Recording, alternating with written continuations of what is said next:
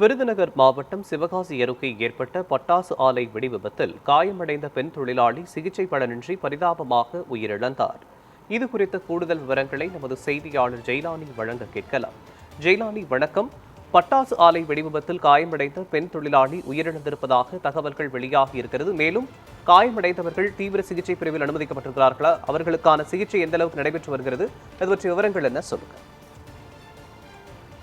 மோகன், விருதுநகர் மாவட்டம் சிவகாசி அருகே கோப்பநாயக்கன்பட்டியில் நேற்று சுப்பிரமணியன் என்பவருக்கு சொந்தமான குருலட்சுமி பட்டாசு ஆலையில் பயங்கர வெடி விபத்தானது ஏற்பட்டது. இந்த வெடி விபத்தில் 4 அறைகள் இருந்து தரைமட்டமானது. மேலும் 10 அறைகள் சேதமடைந்தது.